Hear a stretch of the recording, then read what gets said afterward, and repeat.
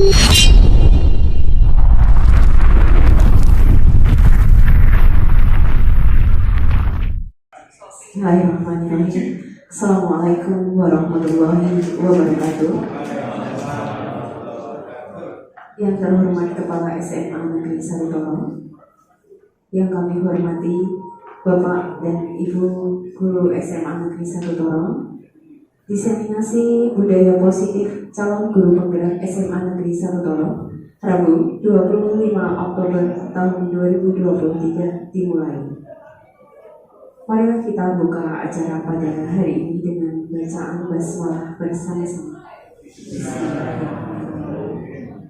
Selanjutnya, sambutan Kepala SMA Negeri Sarutoro yang akan disampaikan oleh Bapak Dr. Andes Mumpunglas MM.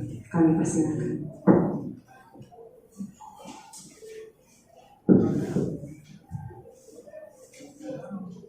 Assalamualaikum warahmatullahi wabarakatuh. Bismillahirrahmanirrahim. Alhamdulillahilladzi nahmaduhu wa nasta'inuhu wa nastaghfiruh wa na'udzu billahi min shururi anfusina wa min sayyiati a'malina man yahdihillahu fala mudilla lahu wa man yudlil fala hadiya lahu. Asyhadu an la ilaha illallah wa asyhadu anna Muhammadan abduhu wa rasuluhu amma ba'd. Ya, saya hormati Bapak Ibu guru, dan ini merupakan hal yang istimewa bagi kami yang mewakili kepala sekolah. Kebetulan hari ini kepala sekolah ada kegiatan yang tidak bisa ditinggalkan, maka kami harus matur di depan Bapak Ibu guru. Yang pertama, marilah kita mengucapkan syukur alhamdulillah dengan nikmat iman, Islam dan sehat pada kesempatan kali ini kita bisa bertemu dalam rangka kegiatan pengimbasan budaya positif. Dan saya karena suatu dan yang saya baru diberitahu sekian menit yang lalu. Salawat dan salam mari kita aturkan pada Nabi besar Muhammad SAW, yang mana kita tunggu syafaatnya baik yang mulia nanti. Bapak Ibu yang saya hormati, ini merupakan bagi kami merupakan hal yang positif, yaitu bahwa Bapak Chandra mengikuti kegiatan guru penggerak angkatan ke-9G. Mudah-mudahan nanti Bapak Chandra menjadi agent of learning yang akan berperan dalam pembelajaran baik di sekolah dan sekitarnya, dan menjadi penggerak budaya positif antara guru dan siswa, dan bisa menciptakan suasana pembelajaran yang kondusif dan suasana pembelajaran yang meningkatkan kesejahteraan ekosistem di SMA Negeri Sarutoro. Kemudian setelah itu apa saja nanti biar dipaparkan oleh Bapak Chandra yang sudah barangkali menyiapkan materi-materi yang berhubungan dengan guru penggerak. Dan mudah-mudahan dalam kegiatan kedepannya untuk mengikuti rentetan kegiatan guru penggerak bisa lancar dan dapat menerapkan apa yang didapatkan di pemaparan itu dengan lancar, dan mudah-mudahan apa yang beliau dapatkan barokah dan bisa ditularkan kita semua. Dan kami menunggu action dari Pak Chandra dalam penularan nanti. Itu yang bisa saya sampaikan. Mohon maaf bila ada kekurangan. Billahi taufiq wal hidayah. Assalamualaikum warahmatullahi wabarakatuh.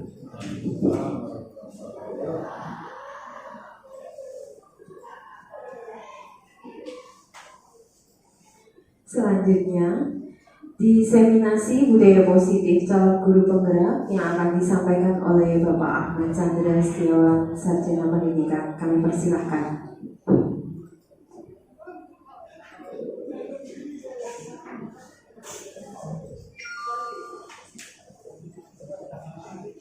Bapak Ibu, saya Baik, saya duduk ya. Saya ada anak saya di depan saya.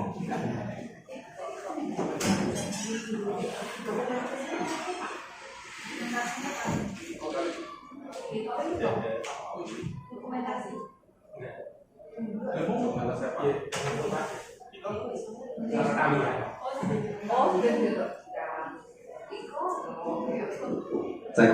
Bismillahirrahmanirrahim. Assalamualaikum warahmatullahi wabarakatuh. Salam sejahtera untuk kita semua. Selamat pagi Bapak Ibu yang hebat-hebat, yang luar biasa. Saya di sini bukan bermaksud ingin memberikan secara istilahnya menggurui ya, tapi kita saling sharing bersama terkait dengan budaya positif yang mungkin belum ada atau yang akan diadakan di SMA Negeri 1 Kolong. Karena ini diburu dengan waktu juga, materinya itu lumayan banyak. Ada 8 posisinya di sini materinya yang harus disampaikan kurang lebih 60 menit. Ya, Bapak Ibu. Jadi harapan saya nanti Bapak Ibu tetap bisa fokus, entah nanti bisa masuk atau tidak. Ya. Insya Allah Bapak Ibu luar biasa, cerdas-cerdas dan gampang paham. Ya. Kita mulai dari yang pertama, yaitu adalah pembelajaran dengan paradigma baru. Kebetulan kemarin hari Jumat itu kan disinggung sama Pak Cabdin sama Pak Pengawas. Ya, pembelajaran dengan prinsip pembelajaran berdiferensiasi, yaitu sesuai dengan kebutuhan dan karakter siswa atau peserta didik atau murid, itulah sebutannya. Ya. Dari Pak Herises kemarin ikut apa Pak? Bintek ya? Penguatan. Pembelajaran berdiferensiasi. Mungkin dari Bapak Ibu yang lain sudah ada yang menyelesaikan modul PMM, pembelajaran berdiferensiasi. Nah, berarti luar biasa sekali. Ya. Jadi kadang gini, kita berbicara dengan pembelajaran berdiferensiasi. Kadang kita sebagai Bapak Ibu guru itu berpikir terlalu tinggi, harus dengan konten, proses, produk, ya kan? Aslinya tidak usah sampai berpikir sampai situ. Contoh, kalau saya PJOK, nggak mungkin anak itu tak kasih materi untuk baca dan dia bisa praktek. Ya mungkin kan? Suruh baca ini loh, senam lantai bisa.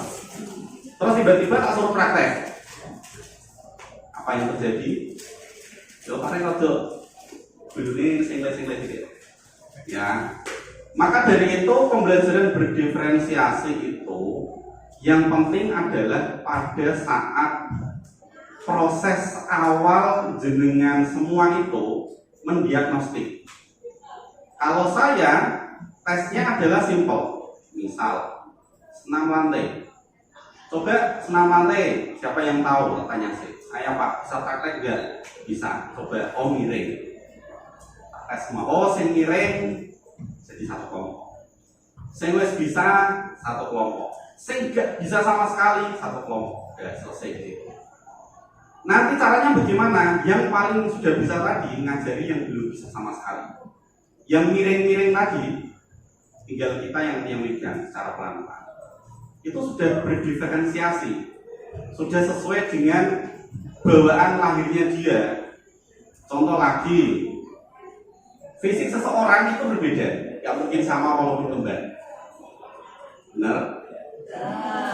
Walaupun kembar identik, pasti fisiknya berbeda. Maka dari itu kita sebagai guru tidak bisa menyamakan rata terkait dengan metode yang kita berikan. Maka diperlukan tadi tes awal, diagnostik, ya. Jadi nggak perlu sampai, Pak, kalau kemarin IHT kan harus buat konten video, audio, ya kan, kinestetik, haduh. Jadi kan yang ngajar-ngajar, yakin yang ngajar-ngajar. Jadi kemarin itu sampai istilahnya saya gigit juga dengan Pak Budi ya, gitu kok yang disampaikan itu, yang ada nanti gurunya nggak ngajar-ngajar. Intinya anak itu pengetahuannya sampai mana sih? Oh, hitung-hitungan 1 tambah 1 nggak bisa, kan nggak mungkin dikasihkan perkalian. Ya udah, yang kelompok nggak bisa ini disatukan. Kelompok yang setengah-setengah bisa disatukan, kelompok yang paling bisa disatukan. Jadi simpel aja mainnya. Ya, itu yang berdiferensiasi. Kalau itu sudah terlaksana dengan baik, boleh baru kita melanjutkan ke ranah tadi, ke konten. Kita buat tulisan, kita buat audio, kita buat video, boleh. Tapi tahap awalnya harus selesai dulu. Itu adalah tahap nantilah. Yang penting jenengan ngajar, intinya itu. Ya, daripada jenengan kontennya bagus, ya kan? Tapi yang ada waktu jenengan mengajar habis karena membuat konten. Ya, itu berdiferensiasi. Oke, selanjutnya ini tentang teori kontrol zaman dahulu yang kadang ada terlintas, siswa itu ibarat kertas kosong yang putih, yang guru bebas mengisi apapun. Itu teori zaman dulu. Masalahnya ketika kertas tersebut sudah dicoret-coret, dihapus, kan nggak mungkin bersih setiap seperti semula. Maka dari itu, di sini muncul miskonsepsi tentang teori kontrol yang dulu. Pertama, ilusinya adalah seolah-olah guru mengontrol murid. Padahal tidak. Guru mengontrol dirinya sendiri, bukan murid kontrol. Terus ilusinya yang kedua, bahwa semua penguatan positif, efektif, dan bermanfaat. Belum tentu. Ada anak yang bandel, dinasihati positif, tidak tambah positif. Ada nggak? Ada. Ya. Maka dari itu nanti di materi-materi akhir ada triknya di situ. Tidak harus memberikan penguatan positif, tapi negatif. Contoh kecil misal. Nah, kamu kok pelajaran ngomong sendiri ya? Ditanya, ya Pak, kenapa? Bla. Kita ngasih penguatan. Oke, ngomong sendiri saat pembelajaran 1-2 kali itu tidak apa-apa, wajar. Negatif kan? Memperbolehkan hal yang salah, negatif. Tapi kalau berulang-ulang lah, baru ini penguatannya di sini. Tapi kalau berulang-ulang, apakah itu dikatakan wajar? Biar anak yang menemukan kesalahannya dulu. Kebanyakan kalau saya melihat di sini itu, wenang salah, hukum. Tanpa tahu anak itu salahnya di mana. Anak itu tidak tahu ketika dia melakukan kesalahan. Kadang itu pertama ikut-ikutan dia, kedua tren. Ya. Maka dari itu kita sebagai guru itu harus nyari tahu supaya anak bisa menemukan, oh aku salahnya di sini. Nah, baru nanti diperbaiki. Tentang ilusi ya. Yang ketiga, bahwa kritik dan membuat rasa bersalah mampu menguatkan karakter. Tidak. Ya. Jadi kan kalau memberikan pernyataan dan membuat anak itu sangat bersalah, merasa sangat bersalah, itu yang ada malah anak tambah down. Aku sekolah, nih salah guru nih, yang ngerti aku salah, bukan? Itu bahasa anak seperti ini. Kalau dulu ketika saya jadi wali kelas 12 IPA 4 lah, kan luar biasa sekali tuh. Ya, orang-orang itu ketika mengeluh kesah dengan saya itu bukan bukan sekolahnya yang dikritik, bukan kebijakannya yang dikritik, tapi penanganannya yang dikritik. Ya, ini terkait dengan ilusi yang ketiga. ilusi yang keempat dan paling sering ini, bahwa orang dewasa tidak memaksa. Ketika kita Jumat bersih, Jumat sehat, ya kan, secara tidak langsung kita sebagai bapak ibu guru itu tidak mendorong atau meyakinkan kalau ini tuh bermanfaat, tapi langsung, ayo beres, tanpa memberikan pemahaman dulu. Nah ini kalau misal di sini ada bapak ibu guru wali kelas, alangkah baiknya itu dikasih pemahaman. Kenapa sih ada Jumat bersih? Kenapa sih ada Rabu sarapan? Kenapa sih ada literasi? Lah itulah wali kelas yang memberikan pemahaman. Kadang anak itu tidak tahu, ngomongnya paling, Bu, SMA Toro pakai kegiatan, ya kan? Iya. Maka dari itu itulah tugas kita sebagai guru untuk memberikan pemahaman. Kegiatan ini bukan semata untuk ini, tapi untuk masa depan. Yang paling ekstrim itu matematika.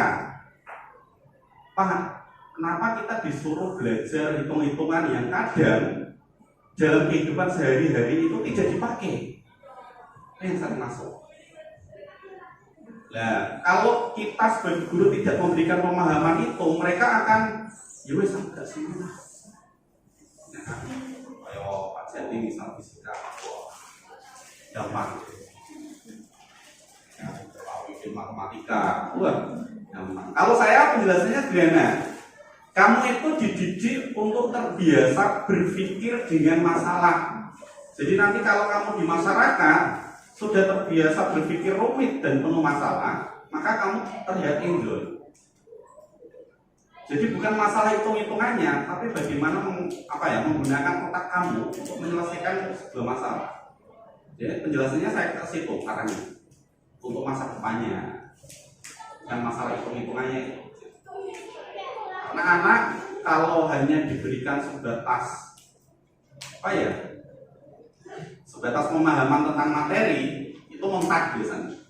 Tapi kalau dibuat pemahaman secara realita di lapangannya, kegunaannya untuk apa? Berlipat. Saya pernah ditanya, Pak, fungsinya roll depan apa sih?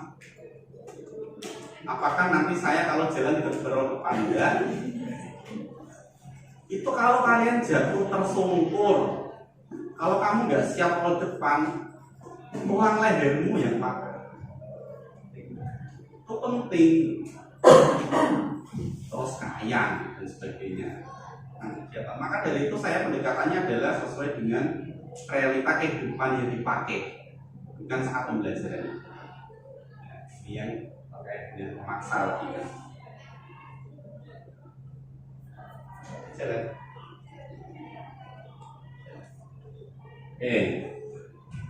Ini dulu mengubah paradigma stimulus respon ke pendekatan apa tadi? Teori kontrol. Stimulus respon ini kelihatannya kurikulum 13. Realitas atau kebutuhan kita sama, menyamakan KD, KI dan sebagainya itu sama, KKM ya itu sama. Maka teori kontrol berbunyi realitas kebutuhan kita berbeda, maka di kurikulum Merdeka itu tidak ada KKM.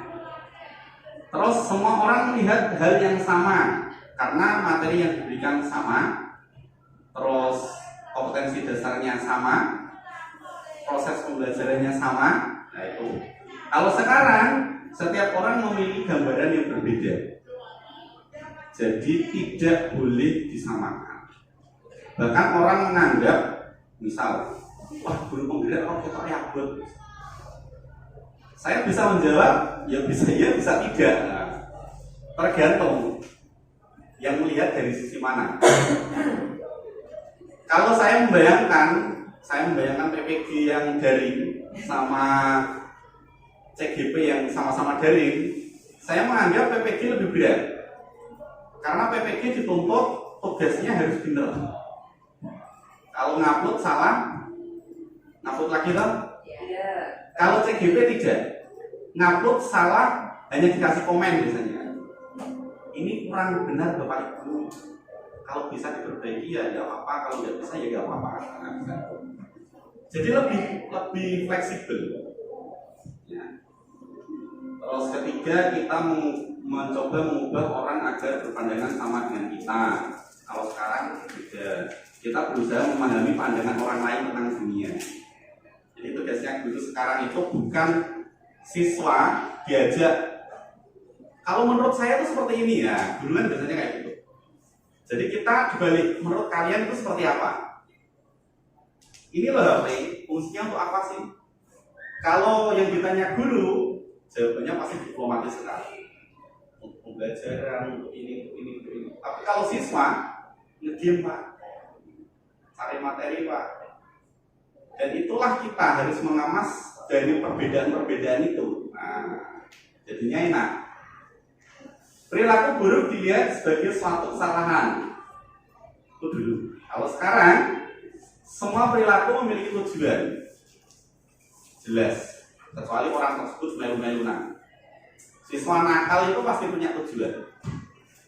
Dan di sini saya belum melihat caranya biar tahu kenapa sih siswa tersebut melakukan kenakalan. Yang ada kan langsung hukum lah, soal. Orang lain bisa mengontrol saya. Teori kontrolnya hanya Anda yang bisa mengontrol diri Anda sendiri. Oke, ini ya. Contoh. Kalau orang lain bisa mengontrol saya, ketika ini HP diminta Pak Heri, tak kasihkan. Tapi kalau hanya Anda yang bisa mengontrol diri, ya terserah aku tak kenal orang. Ibaratnya ketika jenengan memberikan ulangan, biasanya kan soalnya sama. Nah itu berarti maksudnya ke orang lain mengontrol saya. Jawabannya itu sudah dikontrol kita. Mesti jawabannya sama, terutama pilihan ganda. Makanya sekarang ada yang namanya pertanyaan pemantik atau pertanyaan terbuka. Itu yang penting sekali. Biar tahu anak itu sudah sampai mana sih pemahamannya. Kalau jawaban yang kita pengenkan itu ternyata sudah sama, ya percuma. Berarti kita sudah mengontrol mereka. Ya. Jadi biarkan mereka itu berpikir sebebas-bebasnya. Yang penting kita sebagai Bapak Ibu guru itu membatasi alurnya. Ketika kita pembelajaran PJOK, dia nyebrang misal, Pak ini kan kalau menurut biologi misal nggak boleh, nggak apa-apa. Kita nggak bisa langsung menyalahkan. Oh iya, biologi yang salah enggak? Mana sih yang salah? Nah, itu kita cari solusi bersama-sama. Oh ternyata ada benarnya, ada salahnya. Tergantung siapa yang melihat dan siapa yang menggunakan. Jadi anak itu akan lebih paham dan insya Allahnya anak itu lebih ingat ditimbang hanya ini loh definisinya, ini loh rumusnya, tanpa tahu rumus ini dari mana. Anak itu akan lebih paham. Terus selanjutnya sama, terus pemaksaan ada pada saat rujukan gagal. Ada ya? Pemaksaan ada pada saat rujukan gagal. Saya menyadari itu ketika saya jadi wali kelas sampai sekarang. Saya bujuk, besok lomba duta literasi ya hari Jumat misalnya. Nanti yang jadi siapa aja, mulai bujukan halus-halus. Ternyata nggak bisa. Solusinya adalah saya sudah terapkan dari 2001 berarti pertama kali megang MIPA 2 yang sekarang 12 Maret adalah kesepakatan sesuai absen. Kesepakatan sesuai absen. Jadi misal absen berapa sudah mengikuti pas meeting, berarti dia sudah punya poin di situ. Kalau nanti ada lomba lagi, berarti yang sudah punya poin itu sunnah hukumnya. Boleh ikut lagi, boleh tidak. Maka yang belum pernah ikut lomba hukumnya wajib. Walaupun ternyata nanti dapatnya lomba yang dia tidak suka, karena sudah sesuai kesepakatan. Dan alhamdulillah jadi. Jadi mengapa saya jarang ke kelas saya sendiri? Ya karena memang sudah terkonsep dari awal, sudah jalan sesuai dengan relnya, ketika mereka ada istilah apa ya, padu ya, antar siswa itu padu, baru salah satu nanti ada yang hubungi saya, Pak ini nggak mau, ini nggak mau, ini nggak mau. Yang apa ya istilahnya, meluruskan atau yang menyelesaikan siapa? Tidak saya. Tak suruh ketua kelasnya. Sampai benar-benar Theo, bukan ketua kelas saya, ngomong, Pak saya sudah nggak sanggup. Nah, baru saya yang ngomong. Jadi semua ibaratnya itu tak serahkan ke siswa ini kelas. Apapun, kebijakan apapun tak serahkan. Bahkan hukuman ya siswa sendiri yang mungkin. Padahal hukuman itu tidak boleh. Nanti ada selanjutnya. Terus model berpikir menang atau kalah. Kalau yang sekarang model berpikir menang-menang. Jadi semuanya tidak ada menang kalah. Walaupun kalah, tetap menangnya dia tambah pembelajaran. Dia tambah pengalaman. Modelnya. Ya, karena kita diseminasinya disiplin positif itu ya. Saya juga baru paham setelah belajar. Disiplin berasal dari bahasa Latin disiplina yang artinya belajar. Tak kira itu dulu disiplin itu terkait dengan waktu, terus terkait dengan aturan. Ternyata disiplin itu belajar. Ternyata itu belajar. Kata disiplin juga berasal dari akar kata yang sama dengan disiple atau murid atau pengikut.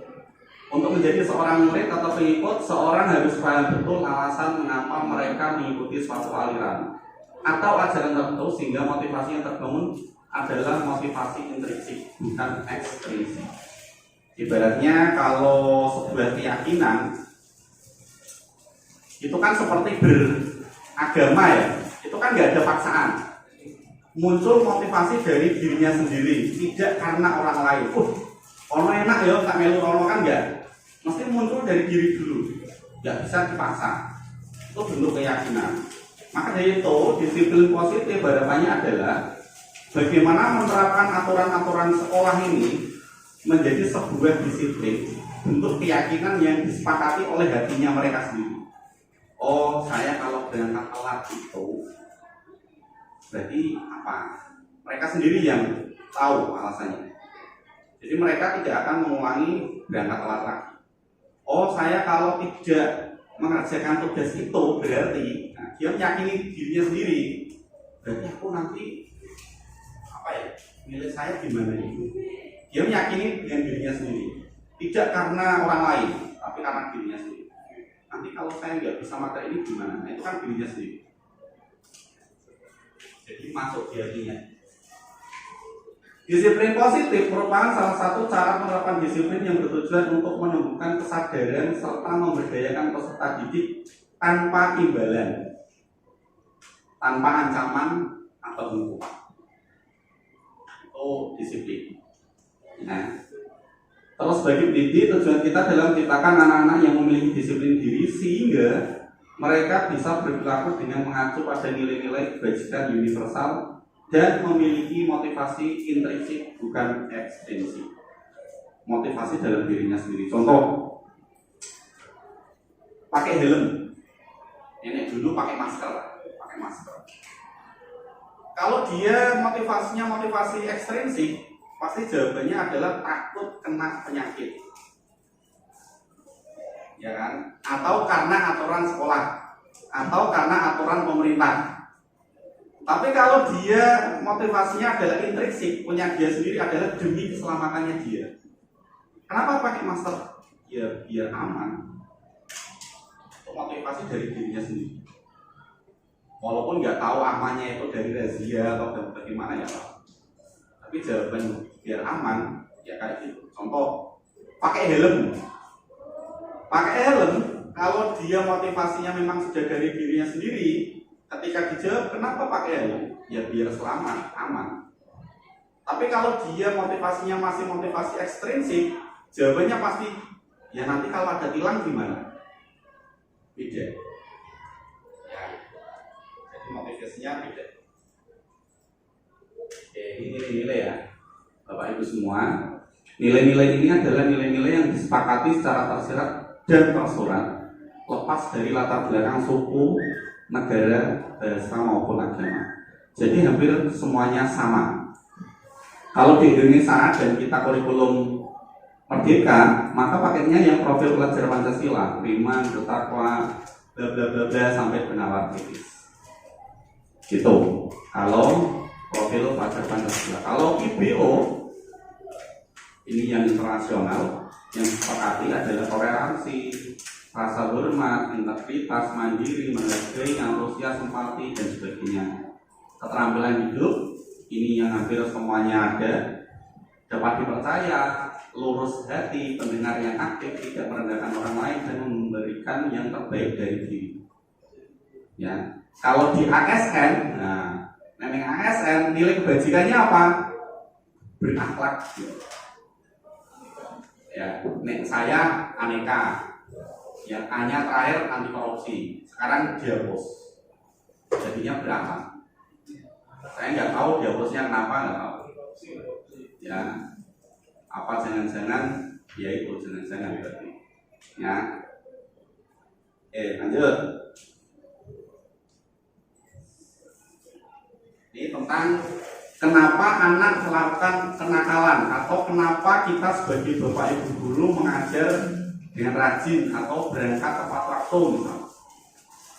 Karena kebutuhan dasar manusia, semua yang kita lakukan adalah usaha terbaik kita untuk mendapat apa yang kita inginkan. Ketika kita mendapatkan apa yang kita inginkan, sebetulnya saat itu kita sedang memenuhi satu atau lebih dari satu kebutuhan dasar kita. Kira-kira kebutuhan dasar manusia apa sih? Makan. Bernapas. Lagi, ayo kebutuhan dasar apa?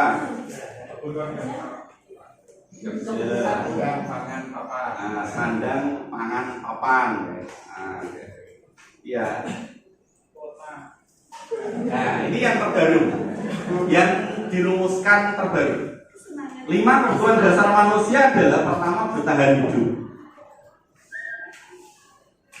Kalau kita punya siswa yang habis sekolah masih cari uang untuk makan, maka jangan nuntut dia untuk pintar. Ya, yang penting urip sik. Iya. Setelah itu ke penguasaan. Dia pengen punya harga diri, punya keinginan untuk dianggap, pengen memimpin, berprestasi, diakui, didengarkan. Itu kebutuhan dasar tentang penguasaan. Hampir semua siswa itu punya hal seperti itu. Yang ketiga, kebebasan. Ini yang sering sekolahan merenggutnya, sering banget ini. Mandiri, tapi kadang nek dicoloknya kebebasan, ya kan? Memiliki pilihan, seperti tadi ulangan harian. Pengen seperti apa sih? Ditawarkan. Apakah praktek, apakah lisan, apakah tulisan, apakah isik, apa pilihan ganda? Kasihkan mereka pilihan. Yang muat guru nih, ya kan? Nggak usah ulangan boleh kok. Ulangan kan hanya berapa ya penjajakan sejauh mana toh materi sudah diserap. Ya. Yang keempat adalah kesenangan, bermain, humor, antusiasme, tertawa. Kebutuhannya itu. Yang terakhir adalah kasih sayang. Ya, kasih sayang. Rasa diterima, dipedulikan, berbagi, kerjasama, menjadi bagian dari kelompok. Nah ini kan di P5 muncul ini. Di P5 ketika proyek penguatan profil pelajar Pancasila pasti muncul ini. Dari kasih sayang, dari kebebasan, penguasaan, kesenangan muncul. Karena anggapannya di SMA Toro itu untuk kebutuhan dasar yang bertahan hidup semuanya sudah terlampaui. Ya kan? Apakah pernah disurvei anak-anaknya? Kamu kalau pulang sekolah itu ngapain sih? Kalau dia jawabannya bekerja, ini berarti ada tanda tanya besar. Kok bekerja sih? Kan itu bukan tugasnya dia. Umur pelajar kan bukan tugasnya dia. Apakah misal di sini berarti siapa ya? BK ya? BK punya enggak data itu penelusuran? Iya. Salah.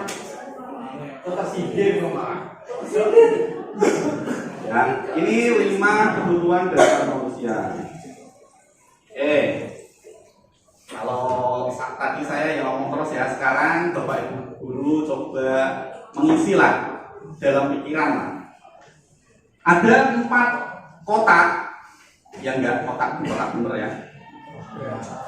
Coba pikirkan bagaimana selama ini Anda memenuhi kebutuhan dasar Anda. Isilah setiap bagian lingkaran, berarti seperempatnya ya, dengan nama orang, benda, atau apapun yang dapat memenuhi setiap kebutuhan dasar itu, dari kasih sayang dan rasa diterima, penguasaan, kesenangan, atau kebebasan.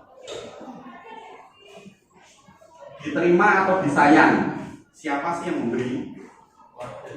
Keluarga, teman, pasangan, istri, pasangan, anak, keluarga, tonggo misal,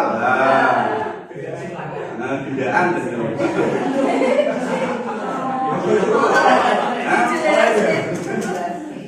rasa diterima, disayang. Kadang itu ada beberapa orang yang di rumah itu malah tidak betah. Sekolah, ya kan, di sekolahan betah. Nah, ada pertanyaan.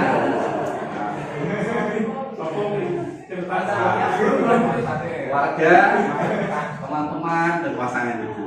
Teman-teman ini dalam arti kan luas. Ada teman dekat sekali, sekali dekat.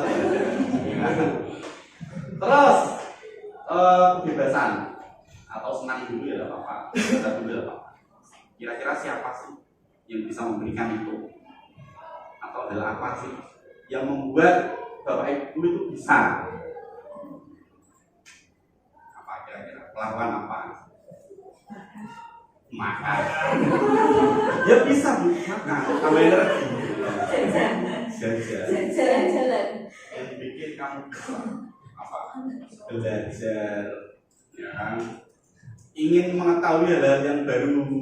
Nah, kan menjadikan seseorang yang tadinya tidak bisa menjadi bisa. Belajar, mencapai tujuan dan mengembangkan keterampilan baru.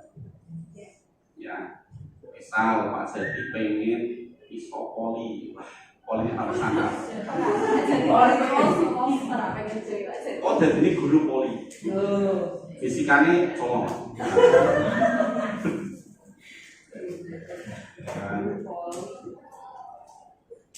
Jadi intinya adalah hal-hal baru yang belum kita bisa dan pengen kita bisa. Caranya bagaimana ya Pak? Belajar. Senang. Apa sih yang bikin kita senang untuk memenuhi kebutuhan dasar kita tentang kesenangan? Wah, bisa. Makan, minum, rangkuan, besok. Ambil diri Pak.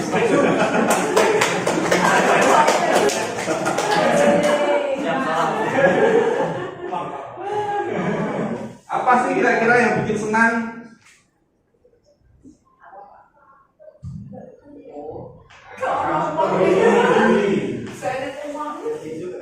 Ini olahraga, musik, makanan favorit, makanan favorit. Stres, kadang nih, nah langsung stres tuh mangan. Ada yang seperti itu. Tapi jadi duit. Iya. Berarti maksudnya bertahan hidup. Ya ini, terus bebas di sini yang terakhir adalah bebas. Nah, bebas adalah pekerjaan yang memberikan fleksibilitas. Ya, terus keputusan pribadi atau bahkan perjalanan. Kalau perjalanan kita bebas kok. Kecuali nek wis ikut biru, beda. Ya. Nah, perjalanan dinas enak ya, bebas. My trip, my SPPD.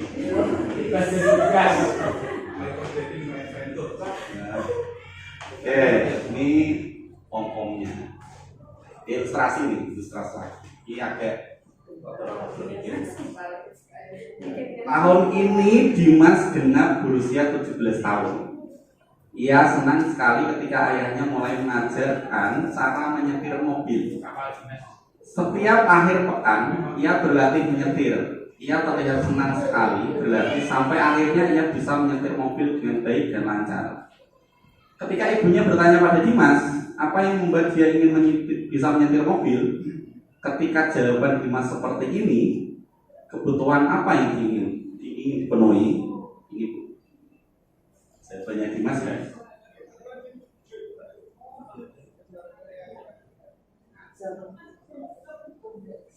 Aku merasa bangga dan keren. Biar bisa jalan-jalan naik mobil sama teman-temanku. Aku senang bisa pergi ke tempat-tempat yang aku suka. Menyetir mobil itu seru. Karena ada. Kira-kira kebutuhan apa sih yang dipenuhi? Biasanya itu Pak.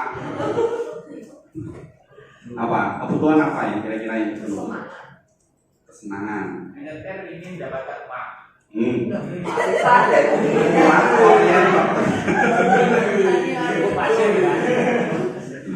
Ya, apa? Kesenangan bisa. Kepuasan.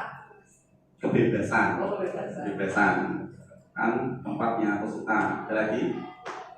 Bisa. Keterampilan. Penguasaan berarti bisa. Bangga dan keren banget. Terus nyetir mobil itu seru. Kesenangan.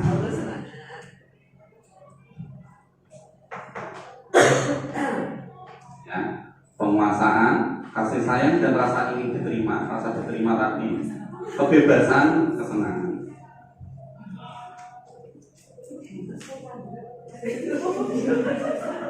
Ini aku. Tapi aku umur kurang 12 tahun. Oke ya, materi yang selanjutnya adalah motivasi perilaku manusia. Itu sebetulnya ada 3, cuma tarangkum 2. 3 di sini adalah motivasi pertama adalah untuk menghindari ketidaknyamanan atau hukuman. Motivasi pertama. Kenapa kamu berangkat pagi? Biar gak dihukum. Nah, bisa jadi. Terus untuk mendapatkan imbalan atau penghargaan dari orang lain tadi. Kenapa kamu harus peringkat 1? Biar dapat hadiah dari mama. Yang ketiga adalah untuk menjadi orang yang mereka inginkan dan menghargai diri sendiri dengan nilai-nilai yang mereka percaya. Ini yang susah Bapak Ibu zaman sekarang. Pak, saya ingin jadi dokter.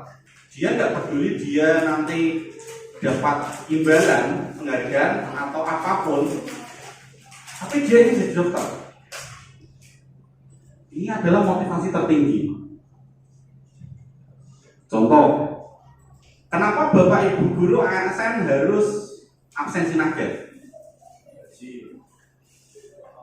Kalau juga di sini, kalau enggak karena ancaman ya karena penghargaan.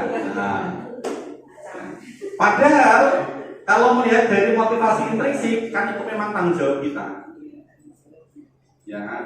Karena memang itu tanggung jawab kita. Kenapa mengajar di kelas tepat waktu? Ya kan?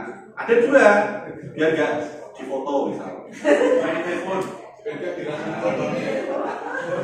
Ini kan motivasi di luar kan, masih di luar. Tapi kalau dia punya motivasi dari dalam, ya memang sudah tanggung jawab saya sebagai guru. Tapi jarang. Saya menyadari itu jarang sekali. Apa meneh ono rasa-rasa dua. Ya, ini motivasi. Tapi yang dibahas adalah tentang peserta didik. Ya, ketika kita memberikan peringkat 1, peringkat 2, penghargaan, sing untuk nilai apik dikai opo, sing melu lomba dikai opo, itu pasti motivasinya ekstrinsik. Belum dia sendiri. Nek sini itu yang bisa tak jadikan contoh realnya adalah kayak misal Saudara Mono, ya kan? dia ikut kompetisi, ya memang dia pengen, bukan karena dia hadiahnya. Jadi motivasinya dia dari dalam, ya. Itu yang bagus. Jangan itu. Nah, ini perbedaannya ya. Apakah diterapkan di sekolah kita? Nah, kita telah bersama-sama. Yang mana kira-kira? Apakah hukuman? Apakah konsekuensi? Apakah restitusi yang diterapkan di sekolah kita? Kalau hukuman sifatnya itu tidak terencana, tidak ada aturan dan tidak tertulis. Tiba-tiba, salah kamu harus selesai musola. Itu hukuman. Kalau konsekuensi itu memang sudah disepakati dari awal. Kalau kamu telat sekian menit, maka kamu bersih-bersih di sini. Kalau kamu telat sekian menit, kamu bersih-bersih di sini. Itu konsekuensi. Kedua belah pihak sama-sama tahu dan paham. Yang terakhir ini nanti depan. Murid tidak tahu apa yang terjadi. Nah ini kebanyakan. Ketika murid dihukum itu tidak tahu salahnya ini di sini. Maka dari itu tugas kita itu ngasih tahu dulu kamu itu salahnya di sini loh. Anak sekarang itu nggak tahu. Kalau dihukum ya tinggal dihukum. Nanti balik mana? Dia tahu karena dia nggak tahu salahnya di mana. Walaupun sudah jelas salahnya itu, tapi anak nggak tahu. Ya, anak nggak tahu. Yang ketiga bersifat satu arah. Anak itu tidak punya hak untuk berkomentar. Kalau hukuman, kamu salah, dia pengen pembelaan itu tidak bisa. Pokoknya kamu salah. Nah, itu. Terus berupa hukuman fisik atau psikis. Psikis ini ucapan, terlebih ngomong, kowe ora iso terosinan, goblok. Nah, itu adalah bentuk hukuman psikis. Kadang itu lebih mengena daripada hanya sekedar hukuman fisik. Psikis itu dia ketika sudah masuk di otak, kalau hanya otak biasanya lupa ya. Tapi kalau sudah masuk ke hati, sampai kapan pun diingat-ingat terus. Kalau masalah hukuman itu saya pernah Bapak Ibu mukul siswa pakai dengan apa ya, tempat sampah yang plastik. Tak ajak ke lapangan tengah, disaksikan oleh seluruh siswa. Itu yang masih saya ingat sampai sekarang. Ya kan? Saya merasa itu adalah salah satu titik aku salah banget dengan posisi ini. Ya karena emosi banget. Tak kumpulkan siswa di lantai 2 di sekolah yang lama. Harap semua siswa menghadap ke lapangan utama. Ada 3 siswa di situ. Tangannya gini, tak pukul. Sakit enggak. Malunya ya. Jadi saya merasa tak permalukan dia. Jadi saya enggak fisiknya, tapi malunya. Dan itu ya diingat-ingat sekarang. Jadi alhamdulillahnya mereka itu paham dengan salahnya. Ya Pak, saya memang sudah kebangetan. Kayak Lebaran 3 tahun yang lalu Pak, itu datang ke rumah, minta maaf. Saya yang langsung ngomong, saya minta maaf karena saya keterlaluan. Kalau di sini kan belum ada ya, sampai situ belum ada ya, sampai mempermalukan kayak gitu ya. Tapi kalau bisa jangan sampai. Terus konsekuensi terencana tadi ya, murid tetap dibuat tidak nyaman. Sikap guru selalu memonitor murid. Di sini itu guru selalu berbicara tentang aturan. Itu guru-guru tipe-tipe yang suka ngasih konsekuensi. Kamu naik kalau mangkat itu berapa kali pertemuan pasti ini ya, mesti ilmu peraturan semua tablik apal. Tapi saya yakin juga apal. Ya, peraturan sekolah itu kan tebel banget kok. Mereka apa? Ayo. Mana sih hafal ini? Peraturan sing dijilid itu. Malah. Enak ya, kenapa lalu kalau gue cakep? Cacil. Enak Sahabat, Oh, ada. Iya. ada berbuat Mejo kelas kelas tak Iya. Yang terakhir ini yang diharapkan oleh BPGB dan Kemendikbud. Sekolah itu mulai menerapkan yang namanya restitusi, proses menciptakan kondisi bagi murid untuk memperbaiki kesalahan. Kedua, proses kolaboratif yang mengajarkan murid untuk mencari solusinya sendiri. Contoh yang saya terapkan ke Theo adalah Theo kan sering telat karena malamnya kan dia harus goreng dan sebagainya, ya kan? Tak tanya, yo kamu kok telat terus yo? Iya Pak, kenapa? Bla bla bla bla bla. Kira-kira bisa nggak kalau nggak telat? Bisa nggak? Si Theo sulit ya Pak. Berarti kan masih bisa loh. Ya sulit, tapi masih bisa loh. Ya Pak bisa, nanti tak coba lah. Dia menemukan beberapa celah dari waktunya itu. Oh ya Pak, di sini saya bisa istirahat, di waktu ini bisa istirahat. Dan alhamdulillah ya. Walaupun sekarang nggak tiap pagi atau tiap hari itu berangkat tepat waktu terus, enggak. Tapi mesti sesekali lah. Ya kayak dulu kan telat terus langganannya bikin. Jadi harus ditanya restitusi itu. Kita tanya kenapa dia melakukan kesalahan itu. Karena ini. Kita sebagai guru memaklumi, ya wes lah, telat itu wajar. Ngasih kata-kata itu, anak itu wes plong. Ya wes lah, telat itu wajar, nek sesekali tapi ini telat kok terus yo. Ngajak mau kabeh. Baru ditanya lagi, kira-kira ada solusi guys. Jadi kita nggak menawarkan solusi, biar mereka yang nyari. Itu restitusi. Iya ya Pak, biasanya bocahnya. Iya Pak, iya berber. Kasih pancingan dikit. Nanti dia akan kasih jawaban. Maka dari itu proses restitusi akan terlaksana dengan baik ketika semua pihak di sekolah ini terlibat. Oh kamu telat, coba ke sana, yo ke BK, seperti ada solusi. Enggak Pak. Nah. solutif soal kesana itu isolasi. Isolasi. solatif soal Ini perbedaannya ya, Bapak. Hukuman itu bikin identitas siswa itu gagal. Secara tidak langsung itu mereka menganggap bahwa dirinya itu sudah salah dan menjadi orang-orang yang gagal. Kalau dihukum itu pasti kroso ini kok salah terus ya. Apalagi Bapak Ibu guru tidak memberikan penguatan sama sekali, malah nambah-nambahin kelas. Oh, kowe kelas yang telat, meh dadi opo? Nah, kok di sini tuh iya. Ini nambah dia identitasnya yang dia baru proses mencari jati diri toh. Proses SMA ini karena perlakuan kita, nah ya sudah lah.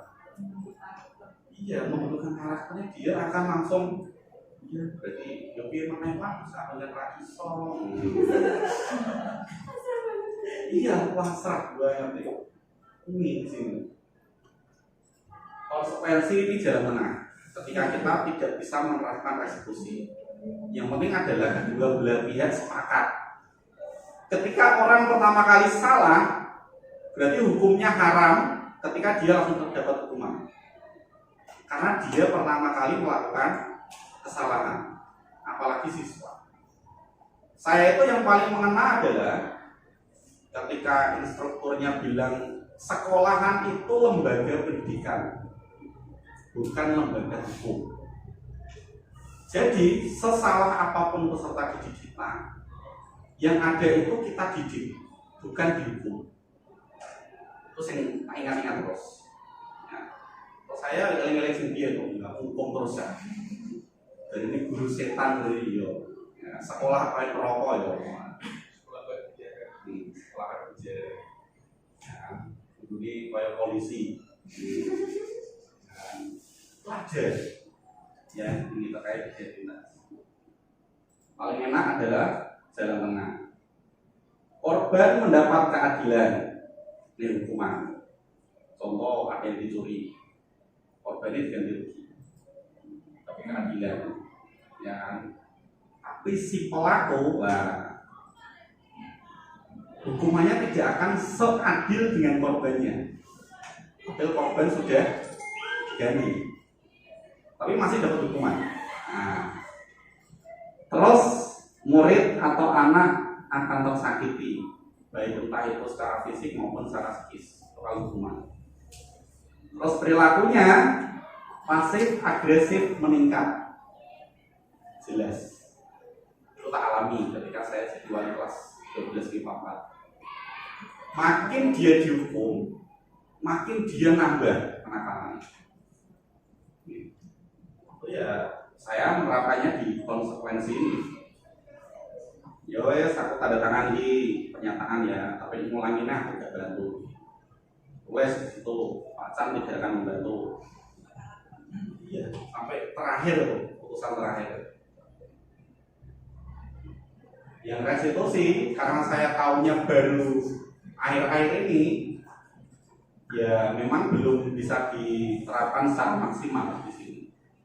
Apalagi banyak bapak ibu guru yang masih pakai ideologi lama terkait dengan cara menertibkan atau menghukum siswa.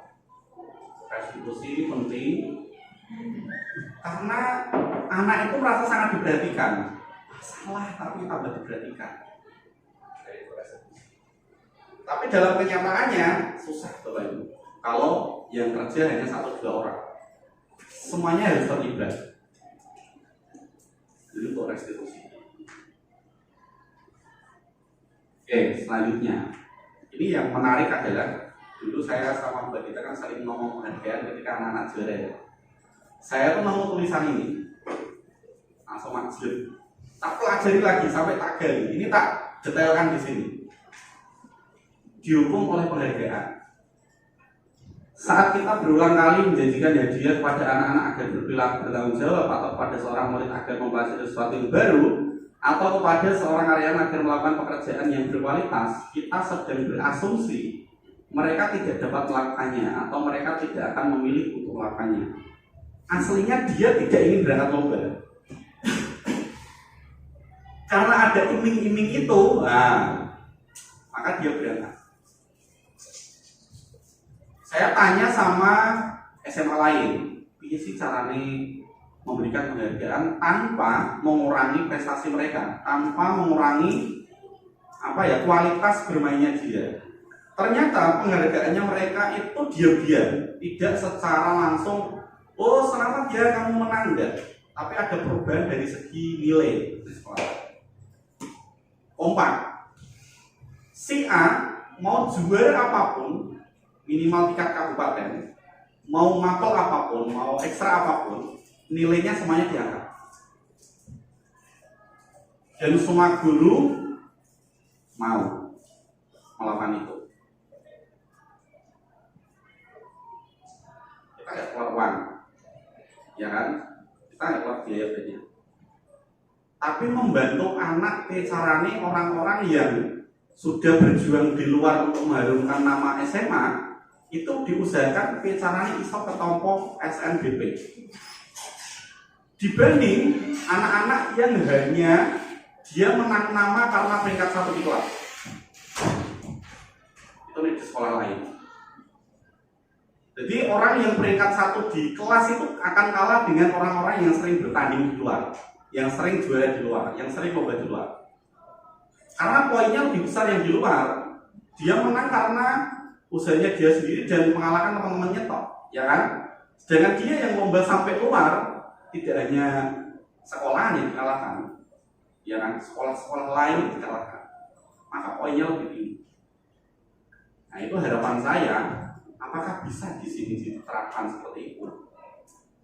Jadi penghargaannya itu ya terstruktur, nilainya terjadi. Oh saya bisa masuk eligible, oh saya bisa masuk SNBP. Jadi anak-anak akan merasa, ya tadi kembali lagi karena ada motivasi ekstrinsik. Kalau itu dibuka terang-terangan. Nang kene lomba, mau nilaimu tak ganti ini soal itu namanya motivasi ekstrinsik. Jadi kita terselubung gitu. Biar anak itu menikmati hasil kemenangannya dia tanpa terpengaruh dengan aku untuk apa sih. Nah, ya. Ibaratnya penghargaan itu seperti ini. Kebetulan saya kan ada anak kecil ya, baru belajar main puzzle, nyusun. Ketika dia sudah nyusun full semua dan dia berteriak tepuk tangan, ya, dia sudah memberikan penghargaan kepada dirinya sendiri. Nek tiba-tiba saya sebagai orang tua langsung ngomong, weh, udah bisa ya, mau beli apa? Maka penghargaan secara alamiahnya dia akan hilang. Maka lambat laun anak tersebut, anak saya, kalau saya treatment seperti itu, dia akan menyelesaikan sebuah kegiatan. Nah, ada hadiah. Untungnya saya ketemu di sini ketika baca modul yang terakhir. Oh iya, jadi hadiah itu nggak perlu. Apalagi sampai jangka panjang ketika dapat prestasi dapat lagi.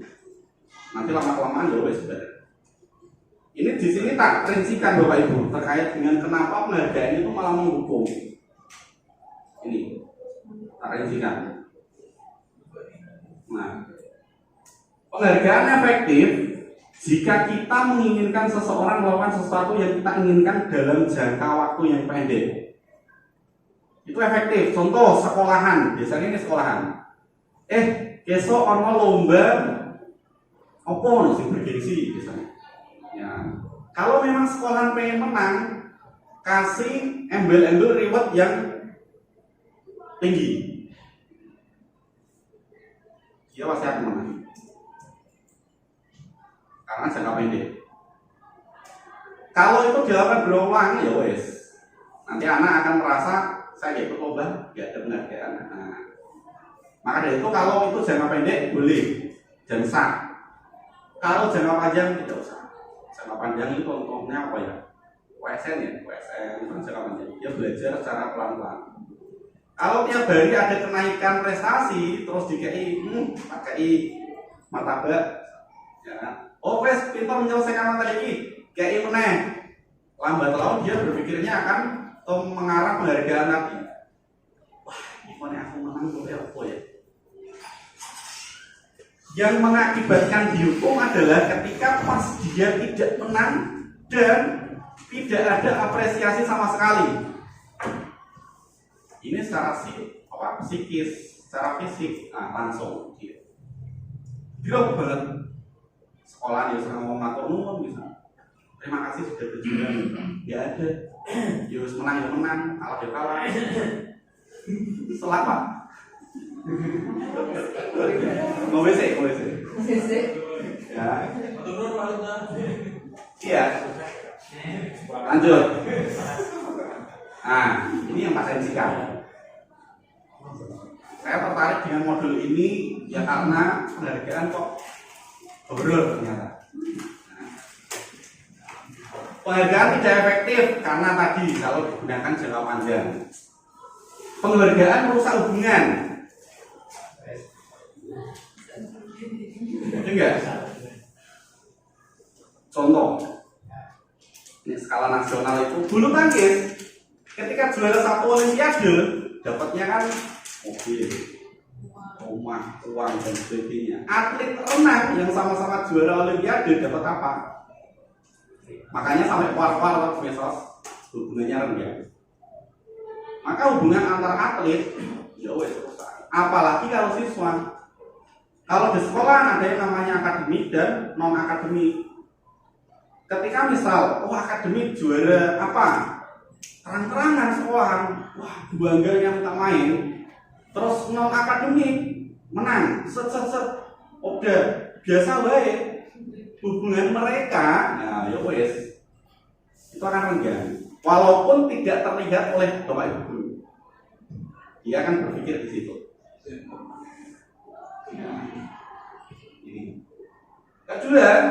Ketiga, penghargaan mengurangi ketepatan. Ini ada risetnya.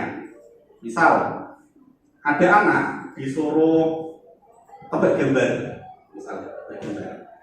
Yang kelompok satu hanya dikasih tahu, oh ini benar. Yang kelompok satunya lagi dikasih tahu dan dikasih uang, misalnya menang. Oh ini benar. Maka yang terjadi hasilnya, yang dikasih uang dia jawabnya akan lebih terburu-buru dan salah. Sedangkan yang hanya dikasih oh ya ini benar, dia jawabannya lebih hati-hati dan benar. Makanya penghargaan itu mengurangi ketepatan. Penghargaan itu menghukum. Kenapa menghukum? Menghukum bagi yang menang di bawahnya. Contoh, misal saya biasanya juara 1, misal Pak tahu. Tiba-tiba ketika kenaikan kelas peringkat saya 2, apa yang terjadi? Gak terima, terutama sampai itu jurusan di kelas tuh. Ya penghargaan itu, makanya peringkat itu kan tidak diperbolehkan. Karena ada ini penghargaan itu menghukum. Kecuali nasi masa bodoh dengan sekolah ya, cuma peringkat 36 misal apa-apa. Ya. Saya SMP pernah peringkat 34 dari 35 di desa baik. Untungnya orang tua ngomong, kamu bidang apa namanya selain agama, ya kan? Kalau dulu ada materi takhasus namanya. Selain non takhasus, cuma peringkat berapapun boleh. Tapi takhasus harus juara 1. Ya wes, saya mau belajar di takhasus. Yo tajwid, akidah akhlak, ta'lim kayak gitu. Yang saya itu. Di sini ada 13 atau sampai 17 mapel. Bapak ibu guru ngomongnya sama, kamu harus bisa. Kira-kira apa yang terjadi dari siswa? Ya. Maka dari itu nek kebetulan pas saya walinya ya gampang, kowe mek digoblok-goblok dulu karepmu. Sementing kamu punya 1 atau 2 mapel yang kamu paling bisa. Dan tidak ada yang bisa mengalahkan. Berarti saya kayak gitu. Makanya anak-anak saya enjoy kalau masalah pembelajaran. Dia nggak peduli mek dikatakan gurunya pandai, pinter, bodoh, dia nggak peduli. Ya. Jadi santai. Maka doktrin pertama saya itu tadi fokus 1 maksimal 2 mapel yang paling kamu bisa dan kembangkan terus. Jangan nyari kelemahanmu di mana. Dan ini biasanya, mohon maaf Bapak Ibu, orang tua itu gini, kalau misal anaknya pintar bahasa Inggris, pintar matematika, pintar biologi, tidak bisa fisika, yang dileskan yang mana? Iya. Kenapa malah fokus ke kekurangannya dia?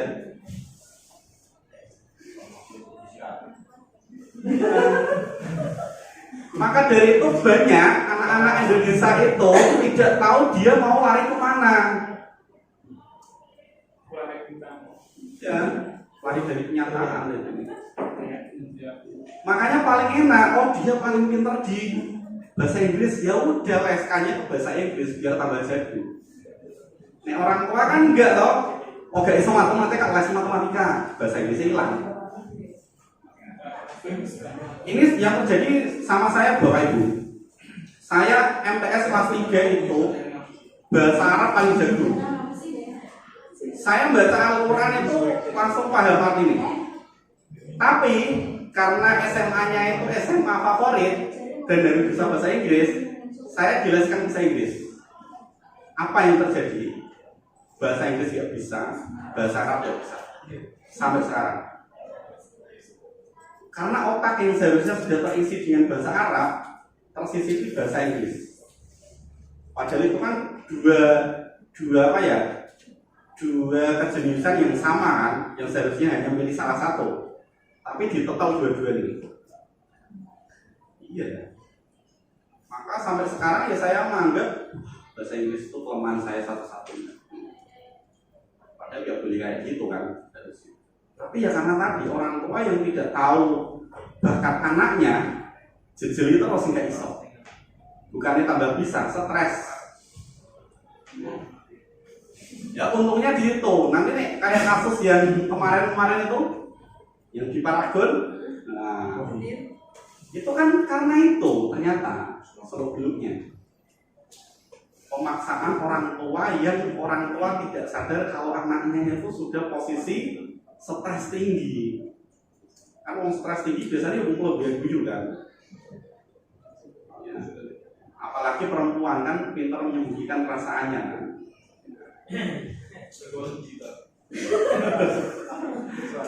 Jangan stres ngopi, ngegame mabar, enak duduk. Cewek tersenyum dalam luka. Nangis, Ya, oke. Yang kelima, penghargaan mematikan kreativitas. Contoh nih, orang nulis puisi, nggambar, tapi sebelumnya dikandani, konek menang hadiah ini. Mereka yang sudah memiliki hadiah tersebut, yo gambari sasai. Kenapa banyak hadiah itu dibungkus dan tidak ditahukan isinya apa? Iya. Jadi kecewa bisa. Biar tidak mematikan kreativitas ini. Nek wes ngerti hadiah ini polpen aku bisa tuh. Iya. Alat bersih. Dosa. Paling enak ya cash lah, duit pena. Potong 100% lah. Terus penghargaan menurunkan kualitas. Ini yang kita rasakan Bapak Ibu. Orang-orang yang honorer dengan orang-orang yang sudah ASN seperti kita. Ketika sudah tepat waktu gaji dan sebagainya, honorer yang belum tahu apa-apa nanti cairnya kapan ya, kualitasnya kan beda Bapak Ibu. Kita akan merasa di zona nyaman, bener betul?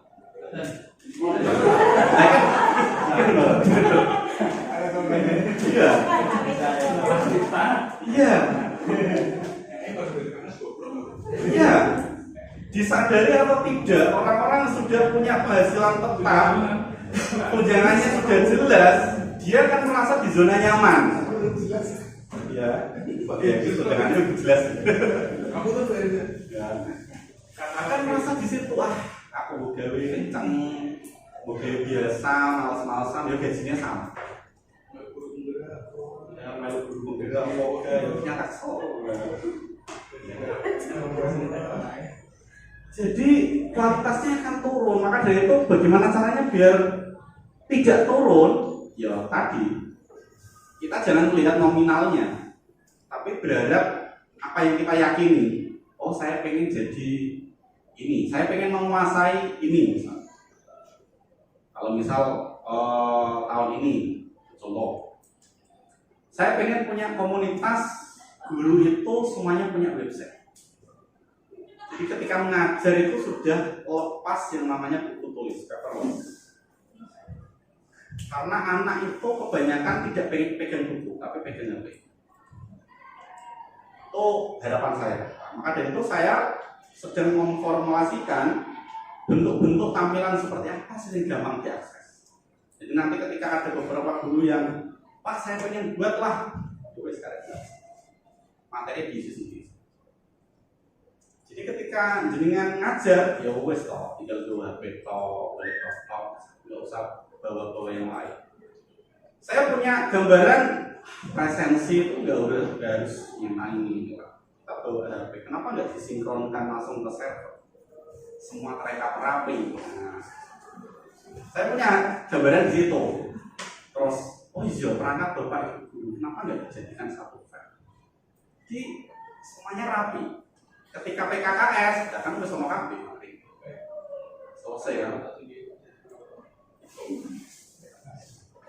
PKKS meriang ya Pak. Itu yang saya gambarkan seperti itu Bapak Ibu. Jadi biar saya itu tidak untuk gajian, tapi cara target itu tak capai gitu. Target itu. Ya cuma ya tetap yang namanya harapan itu pasti ada tantangan. Itu pasti ada. Ya. Oke, lanjut. Ya tadi ya, motivasi intrinsik terkait dengan kita. Tadi sudah ada nih. Ketika seorang anak belajar pertama kali menggabungkan huruf-huruf dan kata serta menyadari bahwa ia dapat membaca, timbul pijar di matanya dan sebuah senyuman di wajahnya. Anak tersebut begitu gembira bahwa ia telah mempelajari dan menguasai suatu keterampilan baru. Kesadaran akan kemampuannya bahwa dia sudah dapat membaca sesungguhnya sudah merupakan sebuah penghargaan. Ini saya tulis karena saya melihat si Arya pernah main HP yang satunya itu kan ada puzzle-puzzle, lope-lope terus lope-lope bentuk pesawat dan pesawat. Kalau bisa itu langsung tepuk tangan sendiri, gitu. Seneng banget. Ya, anak santai. Ya, jika kita memberikan penghargaan kepada seorang anak pada saat dia sedang merasa bangga dengan pencapaiannya sendiri, maka kita akan mengambil kegembiraan yang saat itu sudah dirasakan secara alami. Ya, dia gembira banget. Iya. Ya ikut, tapi nggak usah ditambah berlebihan. 1.000.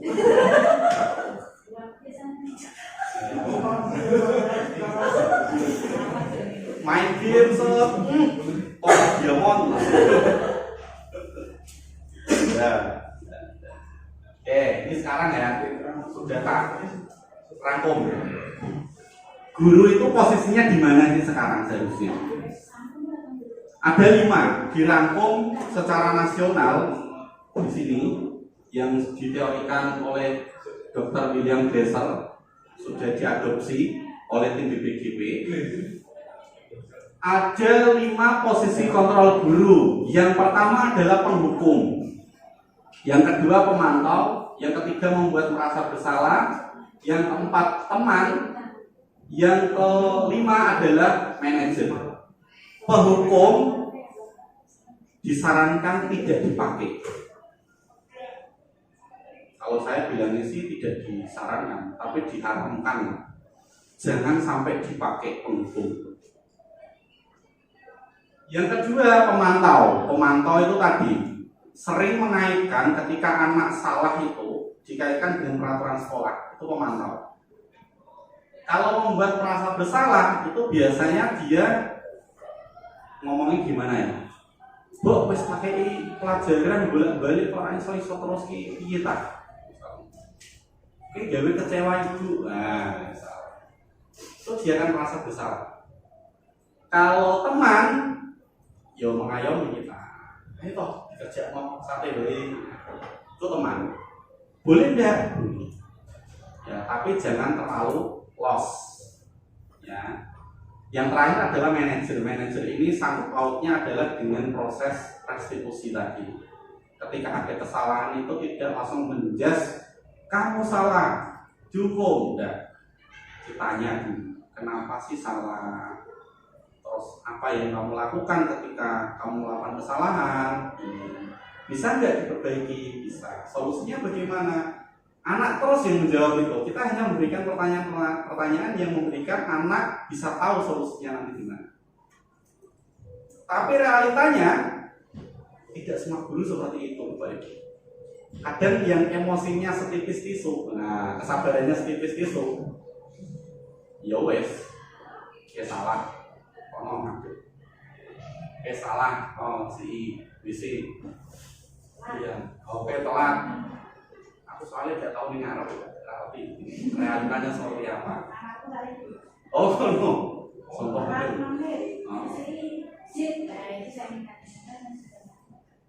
ya. Kadang ada yang baru pertama kali dia telat, kena. Nah, kan lucu berarti. Berarti orang-orang tersebut tidak punya data berarti kan? Data anak telat berarti nggak punya. Kalau sampai dia yang telat baru pertama kan nggak tahu. Nah, berarti kan nggak punya data. Oh ya. Anda. Nah ini contohnya ya Bapak Ibu. Contohnya apa yang dikatakan sih? Penghukum itu tiba-tiba hormat bendera selama 1 jam. Jadi misal Misal pas upacara ngomong dewi. Menarik. yang Hormat bendera selama 1 jam. Ini gosong ini. Membuat merasa bersalah di sini. Beberapa kali Bapak Ibu harus memberitahu kamu selalu saja mengecewakan Bapak Ibu. Kok aku ngomong bolak-balik ngancangku mutuk misalnya.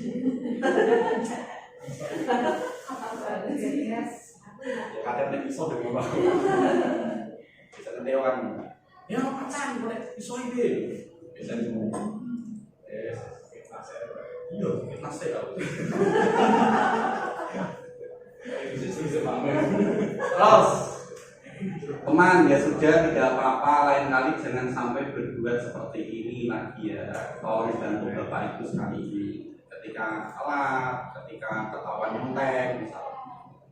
Tidak langsung kurang ajar misalnya. Yang sekolah Pak.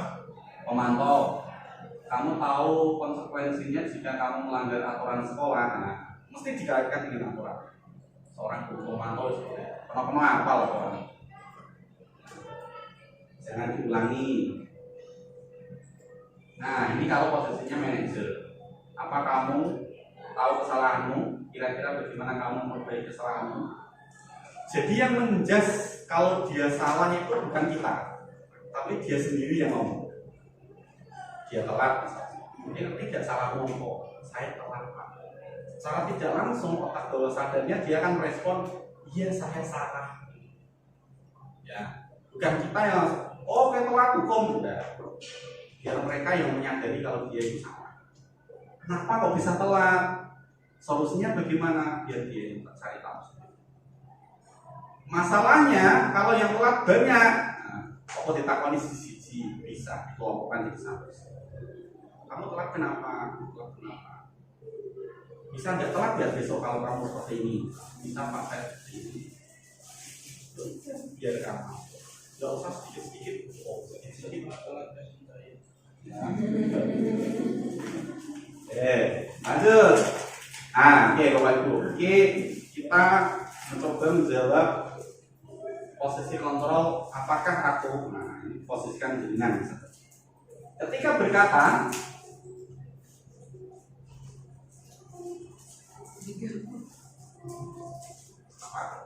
posisi apa mereka?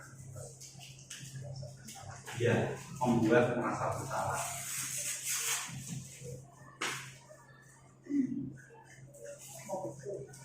Kamu tidak pernah benar, nah kan bahaya ini. Ya, dijatuhkan. Nah, kan gede buru kali, berot lucu kan. Belum kan? Kamu gede ini, apa rencanamu untuk menyelesaikan masalah ini? Posisi apa? Manajer.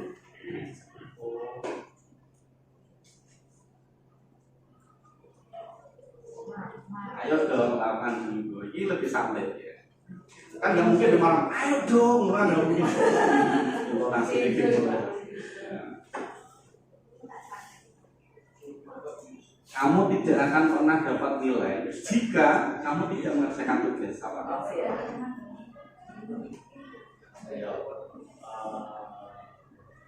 Yang selalu mengkaitkan dengan aturan. Nah, pemantau. Luar biasa. Oke ya. Sudah sampai keyakinan kelas sebentar lagi selesai. Keyakinan kelas ini kemarin di PLM-nya Badita ya. Ya kan, ada keyakinan kelas. Keyakinan kelas itu adalah hal-hal yang diyakini bersama untuk diyakini. Ini harus yakin itu dilakukan. Ya, harus diyakini. Mengapa keyakinan kelas? Mengapa bukan peraturan kelas? Ya tadi saya contohkan. Kenapa kamu bawa helm nih bawa motor? Ya kan? Ya karena bin selamat Pak. Itu karena dia yakin. Kalau dia masih ya nanti nakilan, itu berarti dia mikirnya peraturan. Kalau anak sudah punya keyakinan oh saya harus belajar. Berarti Bapak Ibu guru ketika mengajar wis penake pol berarti. Karena dia yang butuh posisinya. Ya. Nah, ini. Apakah kemarin sudah seperti ini? Pembentukan keyakinan kelas bersifat abstrak, berarti luas dia. Ya, luas. Berupa pernyataan universal, umum. Dibuat dalam pernyataan positif, berarti tidak ada kata tidak, jangan, harus, tidak boleh, dilarang, itu juga tidak boleh. Sedikit agar mudah diingat. Nek aturan sekolah luar kayak siniling sopo, ngertinya nih pas saya dihukum. Ya. Sesuai dengan kondisi kelas dan sekolah sehingga mudah diterapkan. Semua warga kelas atau sekolah dilibatkan saat pembuatan keyakinan kelas. Contoh, kembalikan barang kepada tempatnya. Itu kan terlalu panjang. Berarti ditulis bertanggung jawablah. Enak. Mending ada ya. Mending dasar dari mas 10 ditulis ya. Malah wis cocok teman. Terus cocok bahasa Indonesia, Pak. Ya. Kita mengingat yang tadi nilai-nilai universal yang kayak profil pelajar Pancasila, IBO sama life skill tadi, ada toleransi, integritas, bertanggung jawab, saling menghargai, saling menghormati dan sebagainya. Kita ingat-ingat di sini. Maka selanjutnya bisa Bapak Ibu isi kira-kira mengarahnya kemana. Ketika ada peraturan ngomong kembalikan barang ke tempatnya, maka nilai yang dituju apa? Bertanggung jawab. Nah, kalau dilarang mengganggu orang lain, Hargai. ayolah Saling menghormati. saling menghormati. Jadi di sekolah 15 menit sebelum pembelajaran dimulai. Tepat waktu, disiplin, penting, menghormati orang lain, ya, komitmen, dia sudah komitmen. Kalau dibahasakan disiplin itu karena dia takut dengan aturan. Dia takut dengan aturan. Dilarang melakukan kekerasan, berarti keamanan saling menghormati. Dilarang menggunakan narkoba. Ini peraturan kan ada ya. Dilarang menggunakan narkoba ya. Membawa, ya kan? Apa maksudnya? Kesehatan. Ya, kesehatan. Bergantian atau menunggu giliran. Menghormati, berempati. Dilarang merokok. Kesehatan. Gunakan masker. Kesehatan. Kesehatan, keamanan, tambah lagi keselamatan masa COVID kan. Berjalan di kelas atau di koridor. Apa nilai yang akan diuji? Keamanan dan keselamatan. Ini teras berupaya-upaya misalkan bahaya. Ya, ini refleksi. Oke, sudah sampai restitusi. Ini penjabarannya bagaimana sih cara melakukannya. Nah, restitusi itu sebuah cara menanamkan disiplin positif pada murid. Proses menciptakan kondisi bagi murid untuk memperbaiki kesalahan mereka sehingga mereka bisa kembali pada kelompok mereka dengan karakter yang lebih kuat. Proses kolaboratif yang mengajarkan murid untuk mencari solusi untuk masalah dan membantu murid berpikir tentang orang seperti apa yang mereka inginkan dan bagaimana mereka harus memperlakukan orang lain. Itu restitusi. Jadi tidak menahan diri.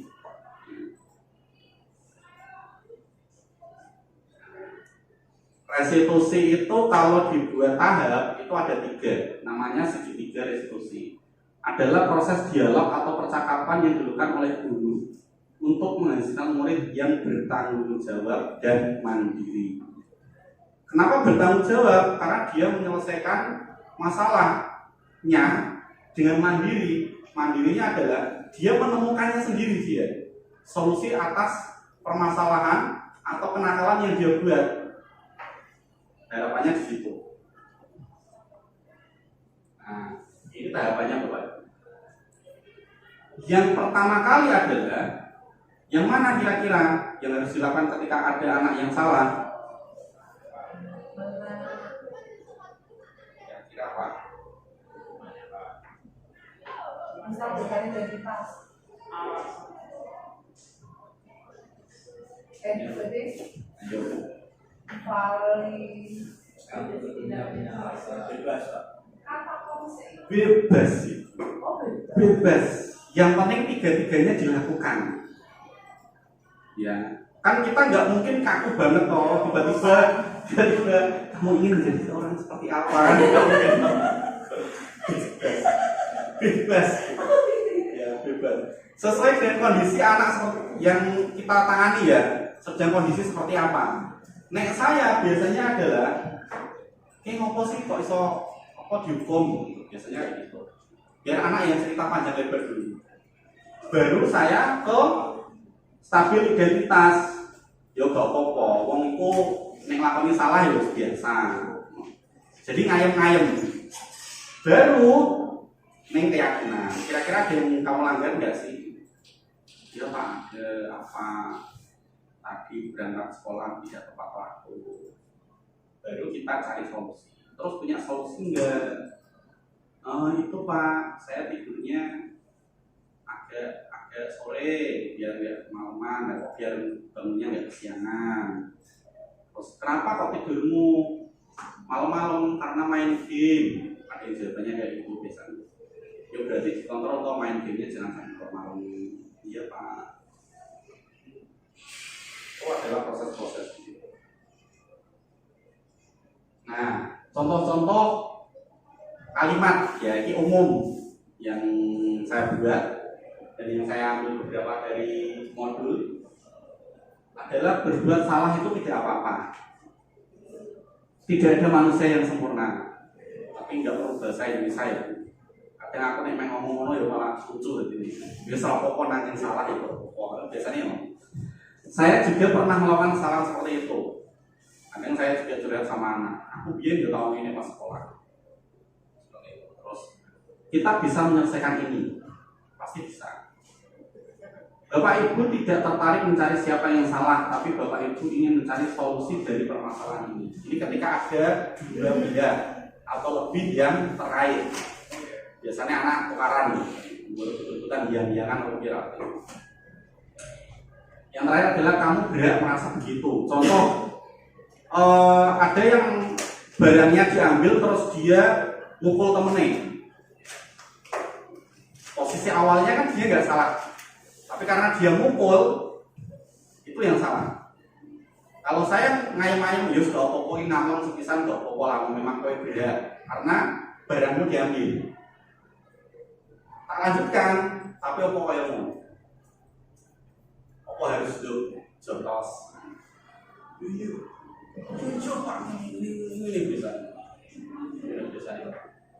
Yang diambil apa? Apakah setimpal dengan apa yang kamu lakukan? Nah, tak kembalikan lagi biar anak itu sadar. Iya, aku juga pasti.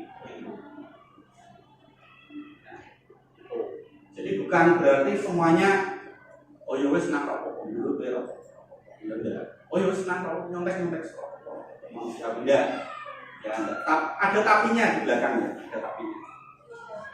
Ini contoh kalimat untuk validasi ya, validasi tindakan yang salah. Padahal kamu bisa melakukan yang lebih buruk dari ini ya. Contoh tadi sudah mukul, kan sebenarnya dia bisa benar-benar berantem, tapi dia hanya mukul sekali. Kamu pasti punya alasan mengapa melakukan hal itu.